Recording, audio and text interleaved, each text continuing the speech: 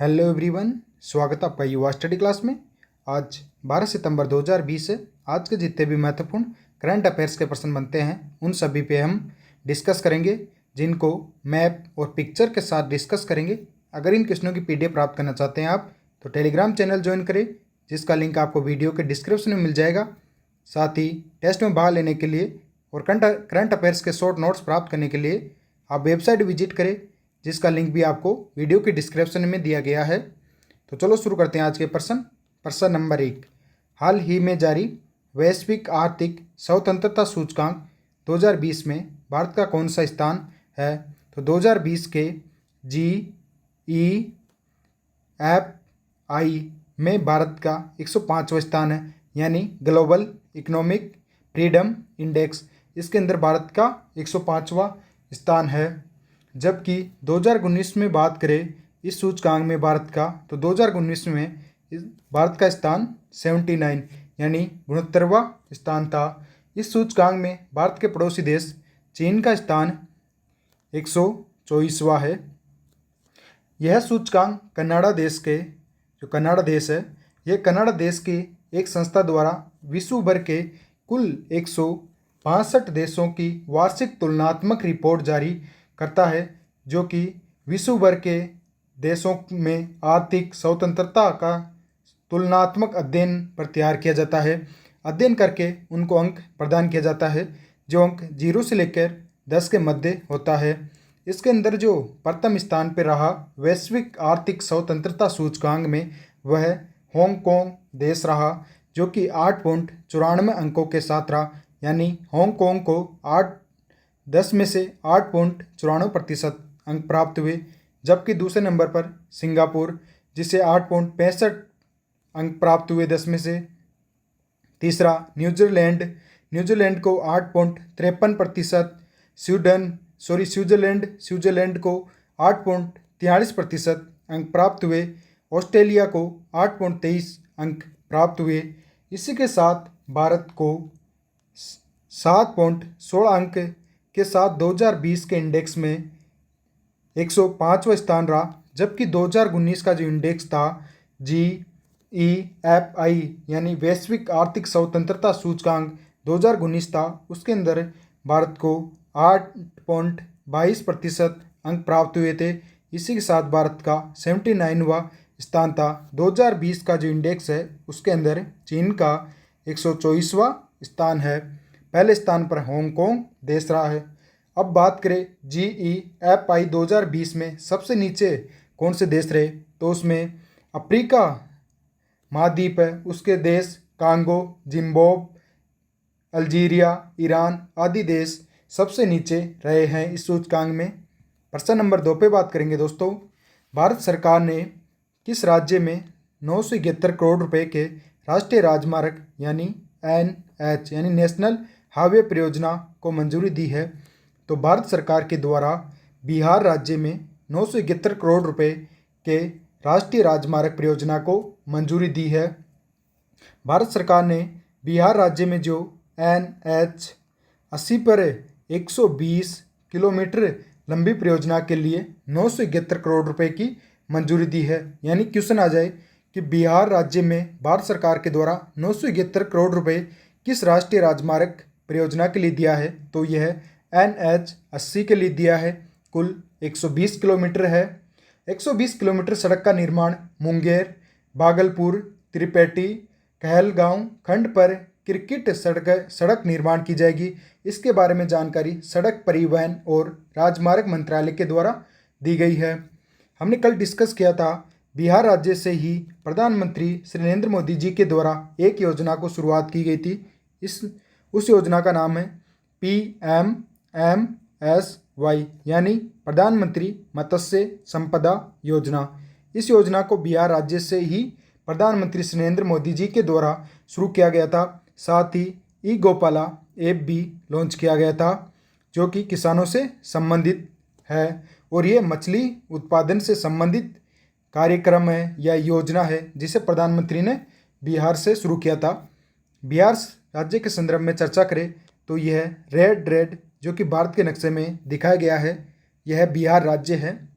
बिहार राज्य की स्थापना कब हुई? तो बिहार राज्य की स्थापना 26 जनवरी 1950 को हुई। बिहार राज्य की राजधानी कौन सी है? तो बिहार राज्य की राजधानी पटना है। बिहार राज्य के राज्यपाल कौन है? बिहार राज्य के राज्यपाल फागू चौहान है।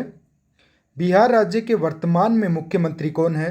तो सीएम यानी मुख्यमंत्री जो है बिहार के वह नीतीश कुमार है। और बिहार में ही अब चुनाव होंगे, जिसकी तारीख भी चुनाव आयोग के द्वारा घोषित कर दी गई है। प्रश्न नंबर 3 पे बात करेंगे दोस्तों, किसने डोर स्टेप बैंकिंग सेवाओं की शुरुआत की है? डोर स्टेप यानी घर के दरवाजे पर बैंकिंग सेवा की शुरुआत वित्त मंत्री निर्मला सीतारमण के द्वारा की गई है। ये फोटो में आप देख रहे हैं, ये फोटो वित्त मंत्री निर्मला सीतारमण की है, जिनके द्वारा डोर स्टेप बैंकिंग सेवाओं की शुरुआत की गई है। इस सेवा के माध्यम से जो पीएसबी द्वारा ग्राहकों को डोर स्टेप यानी द्वार पर बैंकिंग सुविधा देना है। अब पीएसबी क्या है? तो पीएसबी यानी सार्वजनिक क्षेत्र के बैंकों, बात करें इंग्लिश में पब्लिक सेक्टर बैंक, जो है वह डोर पे ही सुविधा देंगे ग्राहकों को।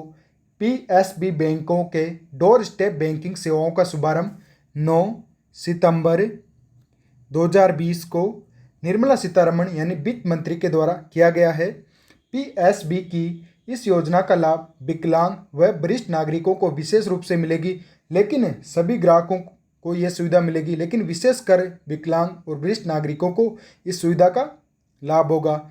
अगले क्वेश्चन में बात करेंगे दोस्तों, प्रश्न नंबर 4, हाल ही में भारत का किन देशों के साथ त्रिपक्षीय सहयोग वार्ता का आयोजन हुआ है?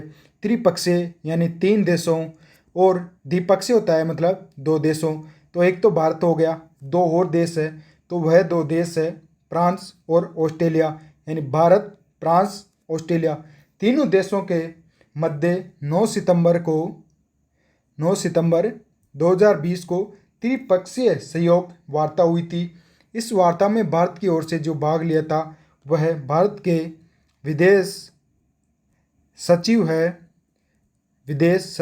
उनका नाम है, भारत के जो विदेश सचिव है उनका विजय गोखले, जो कि आप तस्वीर में देख पा रहे हैं।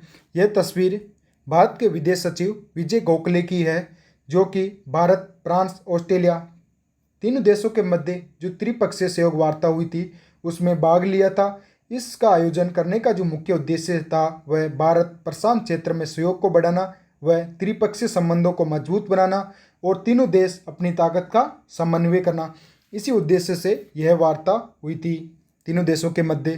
तो तीनों देश कौन कौन से हुए? भारत, फ्रांस और ऑस्ट्रेलिया। प्रश्न नंबर 5 बात करेंगे, हाल ही में एनएसडी के अध्यक्ष कौन बने हैं? तो एनएसडी के जो अध्यक्ष बने हैं वह परेश रावल बने हैं। आप फोटो देखो, फोटो देखते तुरंत पहचान जाओगे, यह बाबू भैया जो कि एनएसडी के अध्यक्ष बने हैं। बात करें एनएसडी क्या है, तो NSD national school of drama है, जिसकी स्थापना 1959 में हुई है, जो कि एक संगीत नाटक अकादमी के रूप में स्थापना हुई है। बात करें हम परेश रावल की, तो परेश रावल को भारत के राष्ट्रपति रामनाथ कोविंद के द्वारा एनएसडी का अध्यक्ष नियुक्त किया गया है, जो कि बॉलीवुड के एक अभिनेता है। परेश रावल को पद्मश्री पुरस्कार व वो छोकरी और सर फिल्म के लिए 1994 के अंदर ही बेस्ट सपोर्टिंग एक्टर का अवार्ड भी इनको मिल चुका है। तो आप ये फोटो देख सकते हैं, ये परेश रावल की, जिन्हें एनएसडी के अध्यक्ष बनाए गए हैं। अगले क्वेश्चन में बात करेंगे दोस्तों, प्रश्न नंबर 6, किस देश में आर मसाकुई को उच्चायुक्त नियुक्त किया गया है? तो इन्हें जमैका जो देश है वहाँ पर नियुक्त किया गया है। जमैका देश के अंदर भारत की जो आर मसाकुई है उनको उच्चायुक्त नियुक्त किया गया है। एक तो उच्चायुक्त होता है, एक राजदूत होता है। तो उच्चायुक्त उन देशों में नियुक्त किया जाता है जो राष्ट्रमंडल के सदस्य देश है, और जो राष्ट्रमंडल के सदस्य देश नहीं है उनमें भारत के द्वारा राजदूत नियुक्त किया जाता है। राष्ट्रमंडल देशों के अंदर भारत का उच्चायुक्त नियुक्त किया जाता है। बात करें आर मसा कुई के बारे में, तो यह 2001 के IFS यानी भारतीय विदेश सेवा के अधिकारी है। आप फोटो में देख सकते हैं, यह जमैका में नियुक्त किए गए उच्चायुक्त आर मसाकुई की फोटो है। इस पर्सन के अन्य देशों की बात करें तो इजराइल के अंदर जो भारत के राजदूत है वह संजीव सिंगला है। क्रोएशिया, उसके अंदर भारत के राजदूत राजू कुमार श्रीवास्तव है। इटली के अंदर भारत के राजदूत डॉक्टर नीना मल्होत्रा जी ने हाल ही में नियुक्त किया गया है। बात करें जमैका, तो जमैका में राजदूत तो भारत के आर मसाकोई को नियुक्त किया गया है, लेकिन जमैका की जो राजधानी है यानी कैपिटल है वह किंगस्टन है। किंगस्टन जमैका की राजधानी है। जमैका जो देश है वह उत्तरी अमेरिका के अंदर स्थित एक देश है, यानी उत्तरी अमेरिका महाद्वीप है उसमें एक देश है यह जमैका। प्रश्न नंबर 7 पे बात करेंगे दोस्तों, हाल ही में भारत का किस देश से एक दूसरे की सैन्य सुविधा लेने का समझौता हुआ है? तो भारत का जापान देश के साथ समझौता हुआ है। भारत का जापान देश से एक दूसरे के सैन्य अड्डे, सेना आपूर्ति सेवाओं का इस्तेमाल करने का समझौता हुआ है। इस समझौते पर जापान की ओर से जो जापान के राजदूत है जिनका नाम सतोगी व भारत के रक्षा सचिव जो कि अजय कुमार है, उन्होंने हस्ताक्षर किया। दोनों देशों के मध्य जो समझौता हुआ, आप फोटो में देख सकते हैं, यह जापान के प्रधानमंत्री शिंजो आबे हैं, ये भारत के प्रधानमंत्री नरेंद्र मोदी है। जो जापान के प्रधानमंत्री शिंजो आबे, उन्होंने ही पद से इस्तीफा देने की घोषणा की थी। पद से इस्तीफा देने का जो कारण था वह इनकी बीमारी है। इनकी बीमारी के कारण इन्होंने पद से इस्तीफा देने की घोषणा की है। अब बात करें हम, तो भारत का अन्य किस देश से सैन्य सुविधा लेने का समझौता हुआ है? तो वह जापान के अलावा USA, France, south Korea, Australia देशों से भी पहले ही समझौता हो चुका है। यानी जापान, अमेरिका, फ्रांस, दक्षिण कोरिया, ऑस्ट्रेलिया, अमेरिका देश से भी भारत ने इस प्रकार के समझौते किए हैं। क्वेश्चन नंबर 8 पे बात करेंगे दोस्तों, हाल ही में क्रिसिल ने वर्ष 2020-21 में भारत की GDP में कितना प्रतिशत गिरावट बताई है? तो इसके द्वारा भारत की GDP में 9% की गिरावट बताई है। GDP यानी सकल घरेलू उत्पाद, उसके अंदर 2020-21 में भारत की 9% की गिरावट बताई है। क्रिसिल जो कि एक रेटिंग एजेंसी है जिसके द्वारा यह बात बताई गई है।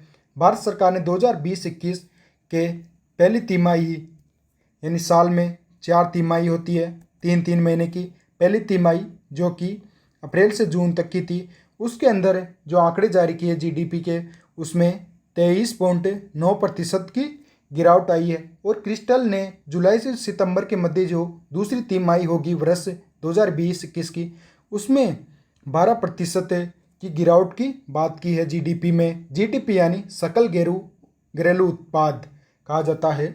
प्रश्न नंबर 9 पे बात करेंगे दोस्तों, किस राज्य की राजधानी में sanitization on one call service की शुरुआत हुई है? तो यह उत्तर प्रदेश राज्य में हुई है।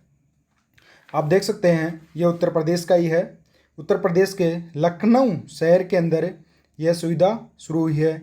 उत्तर प्रदेश की जो राजधानी है वह लखनऊ है, उसके अंदर सैनिटाइजेशन ऑन वन कॉल शुरू हुई है। अर्थात आप कोविड-19 से संक्रमित कहीं पर कोई मरीज मिलता है और वहाँ पे अगर सैनिटाइज़र नहीं किया गया है तो आप वन कॉल यानी एक कॉल के माध्यम से सैनिटाइज़र करवा सकते हैं। उसके लिए वहाँ के जिला प्रशासन ने जो नंबर जारी किए हैं वह 0522-230-777 नंबर जारी किया है और आप एक कॉल करके वहाँ पर सैनिटाइज़र करवा सकते हैं। बात करें हम उत्तर प्रदेश की, उत्तर प्रदेश राज्य जिसकी स्थापना 26 जनवरी 1950 को हुई है। उत्तर प्रदेश की राजधानी लखनऊ है। उत्तर प्रदेश के जो राज्यपाल है वह आनंदी बेन पटेल है। उत्तर प्रदेश के मुख्यमंत्री कौन है? तो उत्तर प्रदेश के सीएम यानी मुख्यमंत्री योगी आदित्यनाथ है। आज के आखिरी क्वेश्चन में बात करेंगे दोस्तों, प्रश्न नंबर 10, IBA द्वारा जारी EASE 2.0 सूचकांक में शीर्ष पर कौन सा बैंक रहा? तो इसमें शीर्ष पर जो बैंक रहा वह बैंक ऑफ बड़ौदा रहा, यानी बैंक ऑफ बड़ौदा इसके अंदर शीर्ष पर रहा। बात करें हम EBA, तो EBA क्या है? तो EBA यानी भारतीय बैंक संघ होता है इसका अर्थ।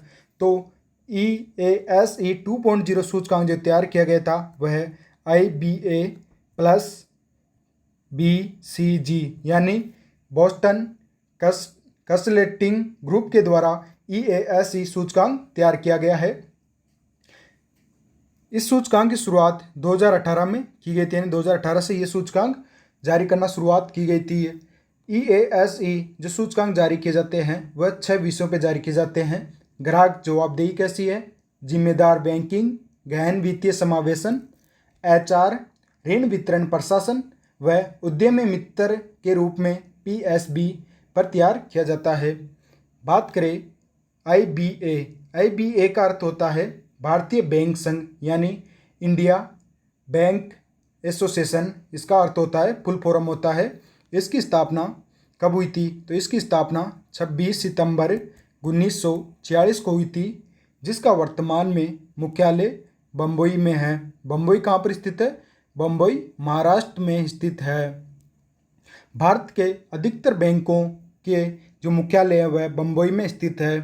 बात करें EASE 2.0 सूचकांक में शीर्ष पर तो बैंक ऑफ बड़ौदा रहा, जबकि भारतीय स्टेट बैंक दूसरे नंबर पर, ओरिएंटल बैंक ऑफ कॉमर्स तीसरे नंबर पर रहा, यानी पहले नंबर पर बैंक ऑफ बड़ौदा, दूसरे पर भारतीय स्टेट बैंक, तीसरे पर ओरिएंटल बैंक ऑफ कॉमर्स रहा। इन क्वेश्चनों की PDF आप टेलीग्राम चैनल से डाउनलोड कर ले। साथ ही आप वेबसाइट विजिट करके जो टेस्ट शुरू किया गया दिल्ली पुलिस का उसमें भाग ले सकते हैं, जो कि 100 क्वेश्चनों का होगा, 90 मिनट उसमें समय होगा। 6 सितंबर को पहला टेस्ट शुरू किया गया है, जो अभी तक वेबसाइट अवेलेबल है, तो आप वेबसाइट विजिट करके उसमें टेस्ट में भाग ले। दूसरा टेस्ट 13 सितंबर को होगा, उसमें आप जरूर भाग ले। साथ ही आप पेज से जुड़े यूट्यूब चैनल को सब्सक्राइब करें, वीडियो को लाइक, शेयर और कमेंट जरूर करें। टेलीग्राम चैनल ज्वाइन करके आप PDF प्राप्त करें इन क्वेश्चनों की, और शॉर्ट नोट्स आप वेबसाइट से प्राप्त कर सकते हैं, जिसका लिंक आपको डिस्क्रिप्शन में दिया गया है। आपका धन्यवाद।